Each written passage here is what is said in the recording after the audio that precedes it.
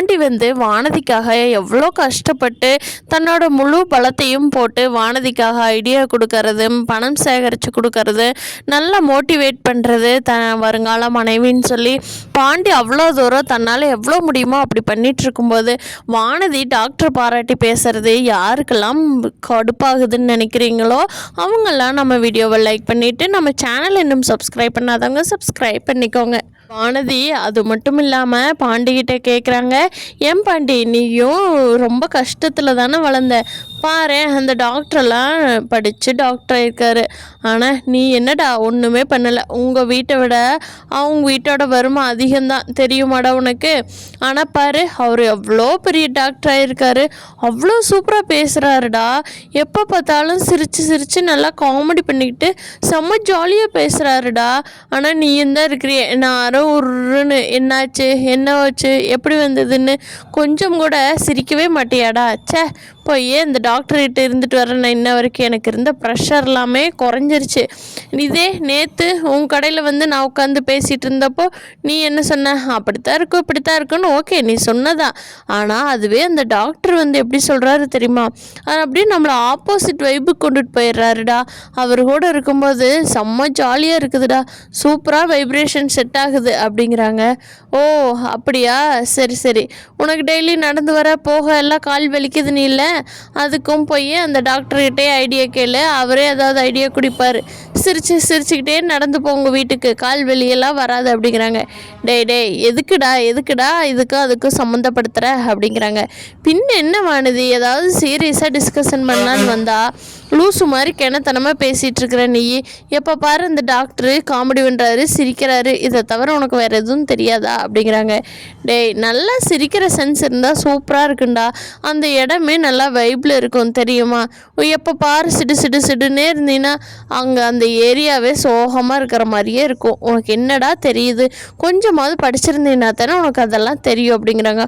ஓ madam நிறைய படித்து முடிச்சு தான் இதெல்லாம் கண்டுபிடிச்சி வச்சுருக்கீங்களோ அப்படிங்கிறாங்க.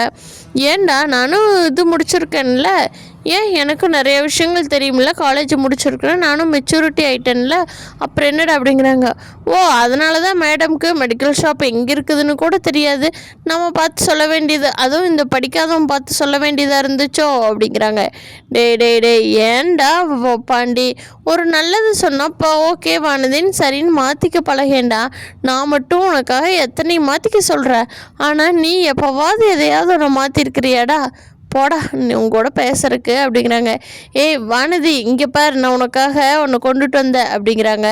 அப்போது வானதி நினச்சிட்டாங்க ஏதோ சாப்பிட்றக்காவ பண்ணு பரோட்டான்னு வாங்கிட்டு வந்துருக்குறான்னு நினச்சிட்டு, டே போடா அந்த சப்ப காசுக்கெல்லாம் நான் போய் சாப்பிடல, இன்றைக்கி டாக்டர் வந்து டின்னருக்கு வெளியில் போகலான்னு சொல்லியிருக்காருடா, நான் அவர் கூட போய் 5 ஸ்டார் ஹோட்டலில் சாப்பிட போகிறேன், ஆமாம் நீயும் வந்துடுறியா என் கூட, செல்வத்தை கூட வர சொல்லி கூட்டிகிட்டு போகலான்னு நான் தான் சொன்னேன், ஆனால் அவர் வேண்டான்ட்டார், நீ என்னடா சொல்கிற, வரையாடா போகலாமா அப்படிங்கிறாங்க. ஏய் எதுக்கு அந்த டாக்டர் உனக்கு சாப்பாடு வாங்கி கொடுக்கணும் அப்படிங்கிறாங்க. ஏய் ஆமாண்டா, இங்கே மருந்து வாங்குறவங்களெல்லாம் நான் தான் டாக்டர் அங்கே இருக்காருன்னு சொல்லி அனுப்பிச்சிட்ருக்கிறேன், அப்போ அவருக்கும் நல்ல லாபம் தானே, அதனால் அவர் அந்த காசில் எங்களுக்கு ட்ரீட் கொடுக்குறாரு அப்படிங்கிறாங்க. ஓ அப்படியா வானதி, சரி அப்போது நாளையிலேருந்து ஒரு ஸ்கூட்டியோ ஒரு காரு கேப்பு புக் பண்ணியோ அவரோட இதுலேயே நீ வீட்டிலேருந்து மெடிக்கல் ஷாப்பு வந்துரு, அது இன்னும் கூட சந்தோஷமாக இருக்கும் அப்படிங்கிறாங்க. டே அவர் எதுக்குடா எனக்கு வாங்கி தரணும், அதான் நீ இருக்கில்லடா அப்படிங்கிறாங்க. ஓ இப்போ தான் உனக்கு நான் இருக்கிறது ஞாபகம் வருதோ, இன்ன வரைக்கும் டாக்டர்னு புகழ்ந்துக்கிட்டு இருந்த அப்போல்லாம் தெரியலையா அப்படிங்கிறாங்க. ஏண்டா அவர் அவ்வளோ ஜாலியாக இருக்காருன்னு சொன்னதேன், இதுக்கு போய் சரி விடு அப்படின்னு சொல்லி பாண்டிக்கும் வானதிக்கும் ஒரு மாதிரி ஒரு சங்கடத்துலேயே போயிட்டுருக்கு. ஏன் நம்ம சோழன் வந்து நிலாவை சர்ப்ரைஸாக ஒரு இடத்துக்கு கூட்டிகிட்டு போகிற வா நிலா அப்படின்னு சொல்லி கூட்டிகிட்டு போகிறாரு. அங்கே போய் பார்த்தா ஒரு சூப்பரான வீடு இல்லை, இங்கே பாரு இதில் டபுள் பெட்ரூம் கிச்சன் ஹால், இங்கே பாரு நிலா பால்கனி கூட செம்ம அழகாக இருக்குல்ல அப்படிங்கிறாங்க. அதுக்கு நிலா இருந்துக்கிட்டு சூப்பராக இருக்குது சோழன் எல்லாமே, ஆமாம் இது யாரோடது, உங்கள் ஃப்ரெண்டோட வீடா இது அப்படின்னு சொல்லி நிலா கேட்குறாங்க. ஏய் நிலா நீ என்ன நினச்சிட்ட, என் ஃப்ரெண்டோடதெல்லாம் இல்லை நம்மளோடது நிலா, நாளைக்கு நம்மளோட சாப்பாடு இங்கே தான், என் ஓனர்கிட்ட பணம் கேட்டிருக்கிறேன், பணம் கொடுக்குறாரு, வந்து அட்வான்ஸ் கொடுக்குறோம், நாளைக்கு பால் காய்ச்சிரும், உங்கள் அப்பா அம்மாவையெல்லாம் வர சொல்கிறோம் சரியா அப்படிங்கிறாங்க. ஏய் எதுக்கு சோழன், என்ன சொல்கிறீங்க அப்படிங்கிறாங்க. ஆமாம் நிலா, உங்கள் அப்பா அன்னைக்கே என்கிட்ட சவால் விட்டுட்டு போனார். என் பொண்ணுக்கு ஒரு ஃப்ளாட் எடுத்து கொடுத்து அவளை வசதியாக வாழ வைக்கிறேன், எல்லா திங்ஸும் நான் வாங்கி கொடுத்துட்றேன் அப்படின்னு.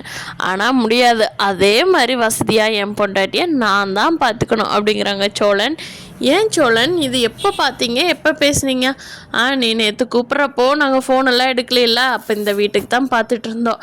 அதுக்கப்புறமா நான் நேராக ஓனர்கிட்ட போய் அவர்கிட்ட பணம் வாங்கிட்டு வந்து அட்வான்ஸ் கொடுத்துட்டேன். அவர் வெளியில் காசு கேட்குறேன்ட்டு இருக்கிறாரு. அது கிடைச்ச உடனே முழு அட்வான்ஸையும் கொடுத்துட்டு நான் வந்து புக் பண்ணிக்கிறேன்னு சொல்லியிருக்கிறேன். நாளைக்கு பால் காய்ச்சலாமா இல்லை அடுத்த வாரத்தில் வச்சுக்கலாமா அப்படிங்கிறாங்க. இருங்க, யார் உங்களுக்கு இந்த ஐடியாலாம் கொடுத்தது? அதான் சொன்னனே உங்கள் அப்பா கொடுத்தாருன்னு. சரி, எங்கள் அப்பா போய் கிணத்துல குதின்னு சொல்லுவார், குதிச்சிருவீங்களா? என் பொண்ணை விட்டுட்டு போடான்னு 1008 தடவை சொன்னார். நீங்கள் என்ன விடலை அப்படிங்கிறீங்க. அது வேற இது வேற நிலா அப்படிங்கிறாங்க. ஓ, உங்களுக்கும் கொஞ்சம் ஆசை இருந்தது தண்ணி கொடுத்துலாம் போகலான்னு, அதுக்கே எங்கள் அப்பா பேரை யூஸ் பண்ணியாச்சு, அவ்வளோதானே அப்படிங்கிறாங்க. ஆமாம் நிலா, இங்கே பாருங்கள், இனிமேல் இந்த எண்ணத்தை வச்சிட்டு இருந்தீங்க பிச்சு போடுவேன் பிச்சு.